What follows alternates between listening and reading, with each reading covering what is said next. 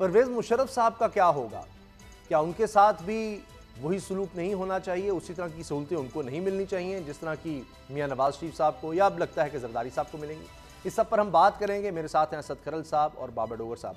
खरल साहब, देखिए, मैंने प्रोग्राम से पहले ही आपसे गिला कर दिया था कि आप तो कहते रहे, मैं भी कहता रहा, बाबर साहब भी गिनाते रहते हैं कि शहबाज शरीफ साहब ने ये कर दिया, वो कर दिया, उनकी जायदादें मुंजमद होने की हमने खबरें दी, वो टीटियाँ, वो बाहर उन्होंने जाकर सू करना था, वो नहीं किया। लेकिन वो तो बड़े मजलूम निकले हैं। आज उन्होंने, आपने देखा, उन्होंने 1 घंटा, मेरा ख्याल है शायद इससे ज़्यादा प्रेस कॉन्फ्रेंस की है, उसमें तो उन्होंने कहा कि ये सारे हुकूमत का किया धरा है। वो आशियाना में देखिए, मैं फिर सुरखरू हो गया, अब तो उन्होंने इजलास बुला लिया है सारा, और अब तो लग रहा है कि वो कहेंगे कि जनाब हम तो बिल्कुल पाक साफ हैं, लिहाजा अब हमारी बात मानी जाए, चाहे इलेक्शन कमीशन का मामला हो, चाहे आर्मी एक्ट का मामला हो।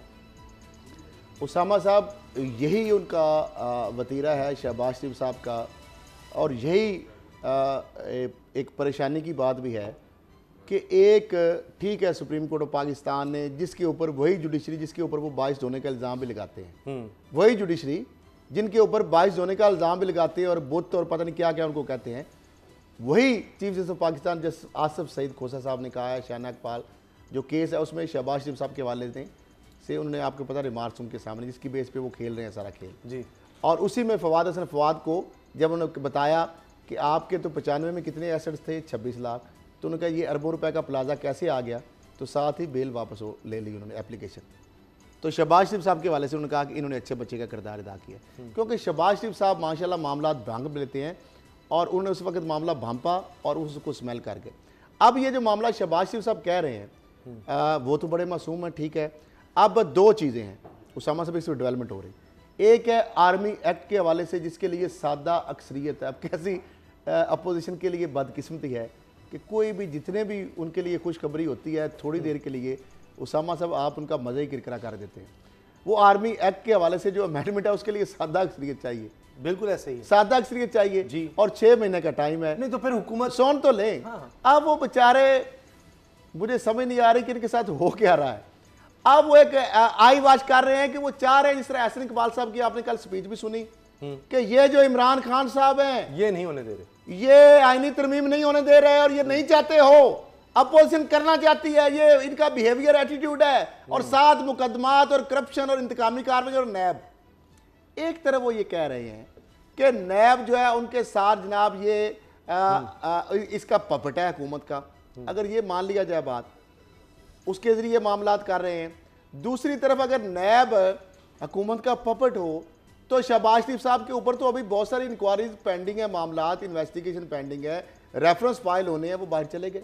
नैब ने या हुकूमत ने तो कोई अपोज नहीं किया, ना तो वो बीमार थे, ना कोई ऐसा उन्होंने कोई जवाब बनाया, वैसे ही चले गए।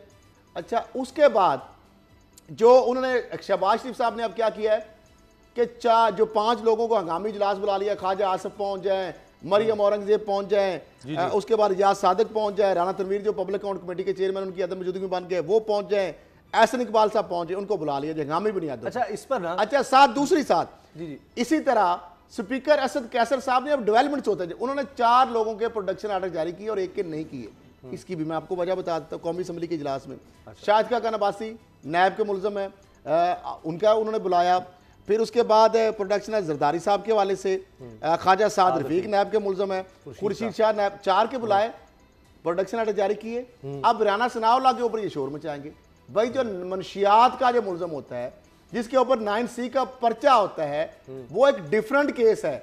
उसके लिए ये उस प्रोडक्शन आर्डर उसके अंदर लिखा हुआ है कि ऐसे बंदे के देखें उसके एसेट्स फ्रीज हुए, राना सनाउल्लाह की तमाम असासे मुजमद हुए, राना सनाउल्लाह के खिलाफ एक असासाजात नजायज असासे बनाने का केस कल नैब ने अथोराइज किया जी। राना सनाउल्लाह का केस देखें, फिर B और C के मामले में आप देखें, राना सनाउल्लाह को डोगर साहब इसमें बताएंगे उनको वो क्लास नहीं मिल सकती और नहीं मिली, और हालांकि उन्होंने अपने लगाए हुए IG साहब थे, लेकिन वो बेबस थे, क्योंकि 5 करोड़ वाला जो उससे ज्यादा खरल साहब फाइलर और जो मुख्तलिफ डिग्निटरीज हैं उनको तो मिलती है क्लास, लेकिन जो मनशियात का मुलजम 9C का होता है उसको ना तो जेल में क्लास मिलती है, ना उसको प्रोडक्शन आर्डर मिलता है एज पर लॉ। अच्छा, सब्सक्राइब करें और बेल दबाएं ताकि कोई खबर रह न जाए।